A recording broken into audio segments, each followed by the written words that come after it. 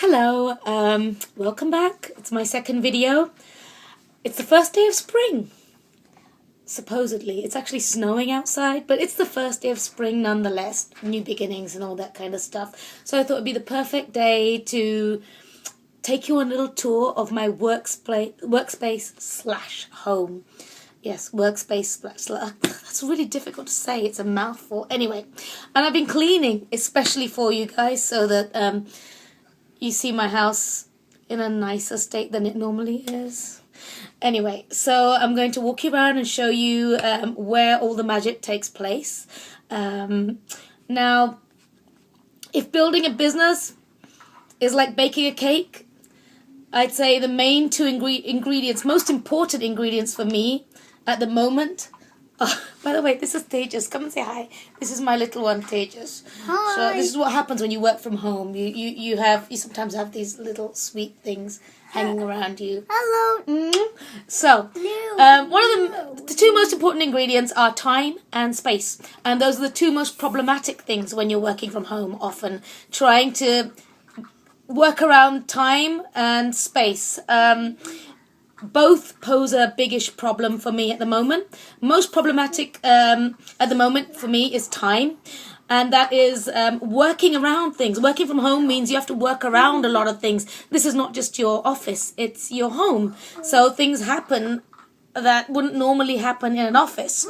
And, you know, if you had your own studio, especially if you're in a messy business like mine, designing artwork, you know, you're doing screen printing, you're doing mono printing, you're doing painting. It's all pretty messy. It involves a lot of materials. If you're doing that and you are doing it from home, then you can't just leave things out and say, okay, I'm done for the day, bye-bye, I'm going home. This is your home. So you have to remember that. So there's a lot of time taken in kind of separating the two, making sure that it's a livable home, making sure that you can work there as well, but you have to kind of take time out to clear things away, to you can't just leave things out. So you have a bunch of problems with that. Multitasking, you have to be very good at multitasking, also known as monkey toasting in our household. Our 8-year-old came up with that. We monkey toast a lot. I monkey toast a lot. You know, often I have to run the kids to the doctors or pick up groceries, or, you know, I'm working around things. So my work day is not the same as it used to be when I worked outside of my home. I often work in the evenings. I work in the mornings. I take my laptop with me, my iPad with me, and I work in appointments. My day is broken up very strangely.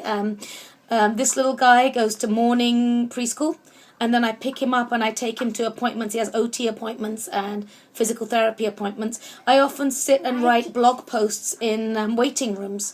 So I take my work with me. You just have to be really, really fluid. You have to be really flexible if you've got that kind of working environment. In terms of space, I'm actually quite lucky. We have a big house. We have a lot of space. I'm very, very lucky. I'm not living in a small apartment, so I do have the space. However, the space is not always mine to use, you know. I print on my dining room table, but it still has to double as a dining room table when we have guests coming over. So things have to be managed very carefully. You move things around. You don't just have a studio that's there for you to use all the time. So working around that is something that I've got used to. So, you know, it's kind of impossible. People often say, you know, keep your work and your home separate, your work life and your home life separate when you're working from home. Stick to your schedule, and, you know, when you're working, you're working. When you're doing other things, you're doing other things. That doesn't actually work for me right now. That really doesn't. Let's be really honest. It's really tough keeping home and work separate when you're working from home. The two bleed into each other, which can be problematic, but it can also be wonderful. You know, your work life can sometimes be improved by that. Your home life can be improved by kids coming home and seeing you screen printing and getting inspired and doing things. You know, so there's a lot of crossover, which is both good and bad. And I know there are loads of you out there who are dealing with the same thing. You are running your little businesses from home. You don't have a proper studio, and you know what it's like. It's you know. So I'm talking directly to you. Hopefully I can pass on some tips, maybe some ideas of how to manage some of these time and space problems. So I'm going to take you on my little walk around, and Tejas is going to come with me, aren't you? He's going to come with me. Okay, see you soon. Okay, this is the first space, which is actually looking pretty spanking clean today. Yes, doesn't normally look like this. I'm so happy with myself. Not a very nice day to take a video, not much sunlight, it's snowing outside. But this is our living space, living room, which is generally kept pretty neat because this is the room we show to people who we don't know very well. The mess is contained in other rooms. However, this space I use to hold little classes on Wednesday evenings. It's kind of cozy. It's kind of fun. We have kids who come here and we do all these drawing classes, as you can see. Got a bunch of things stored underneath this table. Kids have been doing some pen and ink drawings lately. Nice cozy place. I think kids actually love coming here to learn because it has that kind of homey environment. They like that. They like it not being a community centre or a school. It kind of gives them a different feeling. Built-in storage, basically anything I can find to put big sheets of paper in. Not much to really see in this room except for our little friend over here. Right opposite, it's nice and open plan, our house actually, is the dining room, which rarely gets used as a dining room. It's actually my printing space, my workspace, and it generally looks a bit of a mess, but it's organized chaos. This is where I screen print. This is where I generally work. It changes from day to day. Some days the table's totally clean and there's a sewing machine set up and I'm busy sewing labels on things. Some days it's completely empty and I have students coming over. It's a bit more organized. Right now I'm kind of in between things, just finished printing. Things are lying all over the place. This used to be, this whole big area, this dining, living room area, used to be where I used to run my summer camps. When I first started, there weren't that many kids enrolling. It was perfect. We did lots of stuff on this big, long table. By the way, an IKEA table. They do great furniture because kids can kind of scuff it up and it doesn't get all messed up. It does get messed up. It doesn't matter because it's not as expensive. But my camps have got a bit bigger lately and we've stopped running them from home. I'm going to run them from a church, which is great because really my house was suffering. There were fingerprints, there was paint all over the place. I love those kids, but they do leave a bit of a mess to clean up after. This is work drying, not my work, but the kids' work. Let's move on to the next room. Most important to our operation, the kitchen sink. Any screen printer knows. You need somewhere to wash your screens off. Luckily, I don't use very big screens. When I move to a studio, I shall use big screens and I'll have a beautiful, big, professional tub to wash them off in. I invested in a power spray, perfect for cleaning, blasting the paint off things. Great when you have kids and they're washing paintbrushes and stuff. This place is basically danger zone because I keep it really clean, and it is actually the one place that is like this most of the time. It's clean because during the day it always has to be clean so that I can wash off my screens. I don't have to do the dishes beforehand and all that kind of stuff. But once my kids come home my daughter comes home at 3:45, so I can't work after 3. After 3, I have to basically make sure there's nothing in here that has paint on it. There's nothing in here to do with my artwork, and it turns back into the kitchen.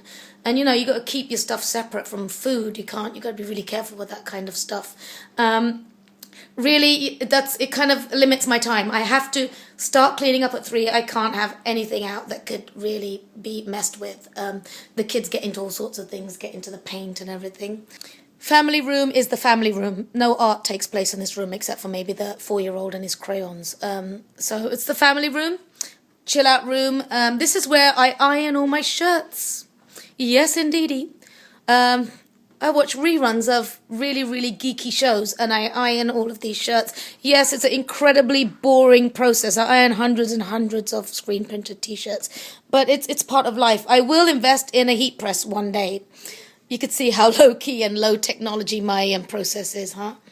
Spare bedroom. My husband said you need a space to actually work from. This is your workspace. It's supposed to be my workspace. It's more of a space to store materials, to be honest. On some mornings you do find me in here, and I was really good about keeping a schedule. I think it's really important when you're working from home and your kids leave the house at 9 o'clock to actually say to yourself, I'm going to start working at this time. And for me, it's 9:15. I make myself a cup of tea to schedule, to say to myself, that's it. And I used to come upstairs and just lock the door of this room and just sit in here and say, I'm not leaving here and I'm not even picking up the phone. I'm just going to work solidly until my lunch hour. That was last year. This year I've got a lot more stuff going on during the day. So I haven't been working in this room as much. But it is a great room to have because, as you know, working at home, you can't keep all your stuff all over the place. So I actually make myself bins. This all started when I started running. I started running summer camps, and I needed to make things accessible for students and easy for them to take out and clear away. So I have bins of, if you can see, there's like a printmaking box, there's a drawing box, there's a painting box, there's cutting and pasting, there's fabric scraps, and I have all these really clearly labelled boxes. And I don't care how chaotic it is in the box as long as everything goes back in the box. And it's actually worked pretty well for me as well. I'm like one of the kids. So if I do decide to, I'm going to print today, I'll take my printmaking boxes downstairs. I'll make a total and utter mess. But when I'm done with the project, the boxes all come back upstairs, and it kind of contains things really nicely. So that's a really good way of being able to kind of control the mess. I know that this doesn't look perfectly organised, but it actually is. It's organised chaos. My wall of inspiration needs to be updated. Always have a mood board going on. Always have stuff hanging up that I can look at and go, at. Learned that at college. Most people do when they go to art college. They keep stuff up all over the place to keep them reminded of what they like. This is a bedroom, but I took the doors off the cupboard. This is where I store all my shirts that that are ready, that have been printed. They all hang in there, which is actually really useful because if someone suddenly says, oh, I'm going to a birthday party, do you have any 4-year-old shirts? I just come in here and grab them and take them downstairs. Keeps them from being creased up. Obviously, I have some which are packed away into suitcases. You don't want them getting dusty. You don't want to leave them downstairs for too long after they've been printed. They're just going to get messy and they're precious cargo. Notes all over the place. Oh my goodness. I put notes up to remind myself of everything, you know. Ideas for branding myself. Things I'm supposed to do every single day. Blog once a week. Tweet every day. Oh my God. Stuff that you think that I'd be able to remember. Products that I want to research. I basically am a list person. That's how I remember things. Because I'm always hopping between two lives. I'm hopping between my work and I'm hopping between 1,000 things I have to remember for my home life. So the only way I can do that is by actually posting things all over the place for myself, writing a list every night before I go to bed. I write a list of what I want to get done the next day. Doesn't matter if I don't get it all done, but it's a really good way to wake up in the morning. You don't feel kind of like you're floating out there and scared of what you're going to do. Hi, Tejas. Tejas has taken over my space again. Hi, Tejas. So, yeah, as I said before, work life and home life bleeds into each other, but it doesn't necessarily have to be crazy. It sometimes can get crazy. Just trying to think if there's anything else. Yeah, my bathroom. I actually use the bathtub to wash screens out in as well, but, you know, the chemicals are not great. So if you do that, you have to be so super careful. You're going to scrub out your screens in here. You got to scrub out the tub afterwards as well. See? Home life and work life crossing over once again. And I just don't take art stuff into any of the bedrooms. I don't never work anywhere other than my dining living area, and this room, because you got to contain things to an extent.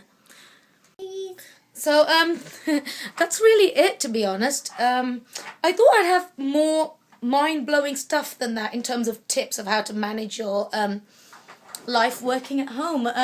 Really, it's just all common sense, to be honest. You just got to be organised. I mean, especially if you're someone who's naturally disorganised, like I am. You gotta and you gotta take it as it is. You know, go with the flow. It's not going to be perfect. You're going to have days when you can't work the way you want to work, and you can't work where you want to work, and you just have to be flexible to work at home. You have to. And there are days when that's more tough to handle than others. I mean, I'm supposed to be working today, the whole day, but my kid isn't well. But, you know, that's how it goes. And it's not permanent. I shall have that super beautiful studio one day. I know I will. But right now, this is pretty damn good. I mean, I'm lucky to have such a big space, to be honest. And it's, you know, the camps are going to not take place here, so that's even better. This is just purely for design work. Okay, do you want to say bye, Tejas? Bye-bye. And say bye-bye. Bye-bye. Bye. Thanks for listening.